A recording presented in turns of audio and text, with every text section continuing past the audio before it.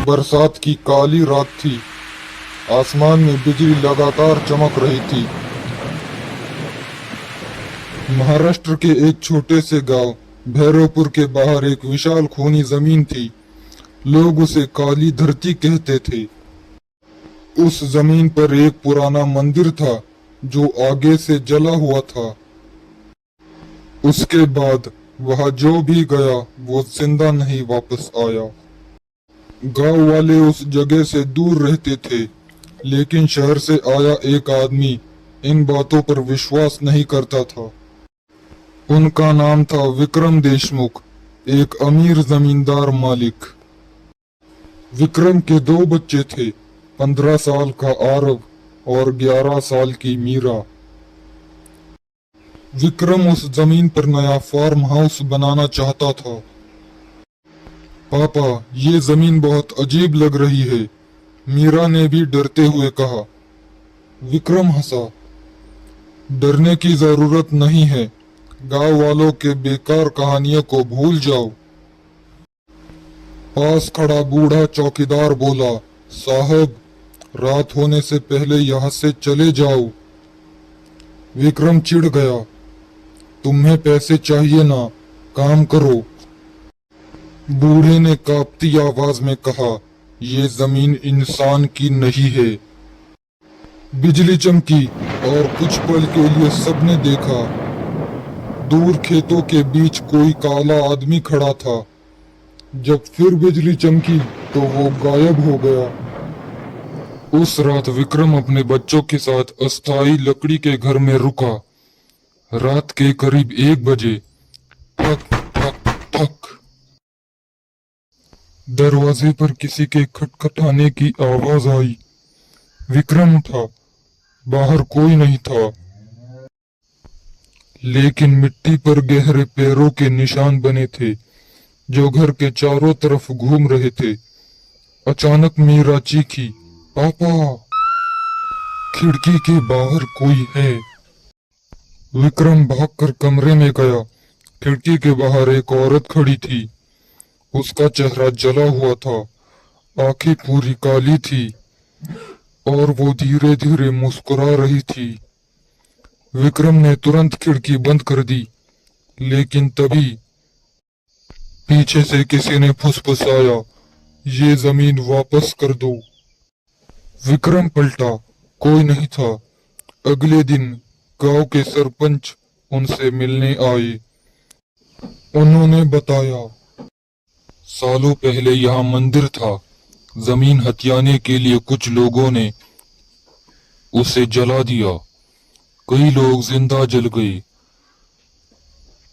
मरते समय उन्होंने श्राप दिया, जो भी इस जमीन का मालिक बनेगा उसका परिवार खत्म हो जाएगा। विक्रम गुस्से में बोला, बस मुझे अब ये नहीं सुनना। लेकिन उसी रात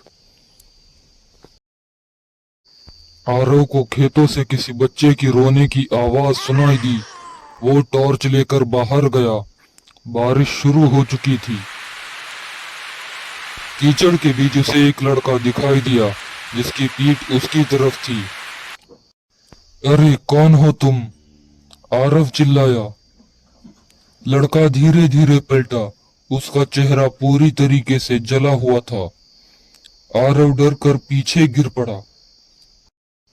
तभी चारों तरफ से बच्चों की हंसी गूंजने लगी। टॉर्च बंद हो गई। अंधेरा। फिर अचानक किसी ने आरव का पैर पकड़ लिया। आरव चीख पड़ा।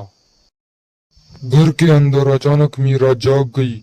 उसने देखा कमरे की दीवार पर मिट्टी से लिखा था, भाग जाओ। अचानक पंखा अपने आप घूमने लगा। कमरे का दरवाजा बंद हो गया। मीरा रोने लगी। तभी बिस्तर के नीचे से किसी के सांस लेने की आवाज आई। धीरे धीरे एक काला हाथ बाहर निकला। मीरा चीखी।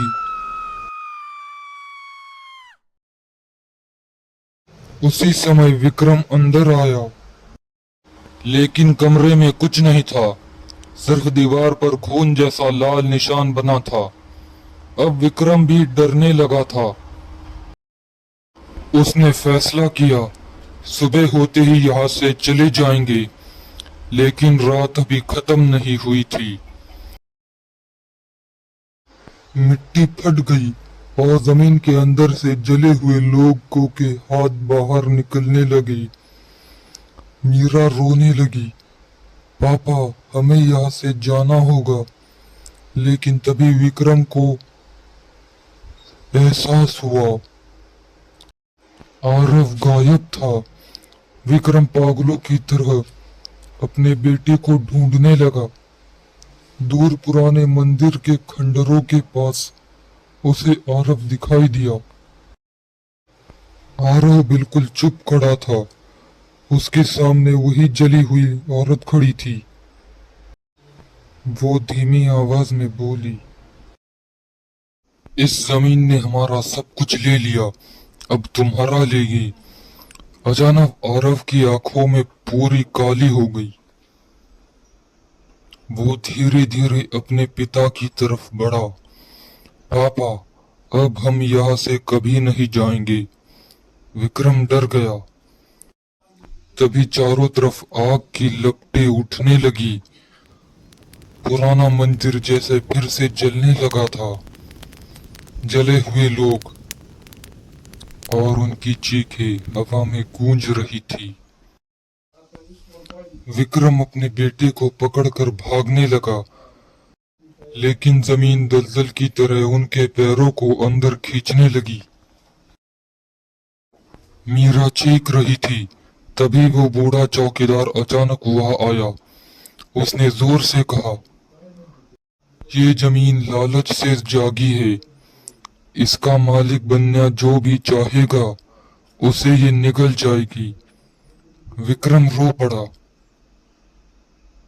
मुझे मेरी गलती समझ आ गई। बस मेरे बच्चों को छोड़ दो। अचानक सब शांत हो गया। हवा रुक गई। तभी जमीन जोर जोर से कांपने लगी। आग गायब हो गई और धीरे धीरे जमीन वापस सामान्य हो गई।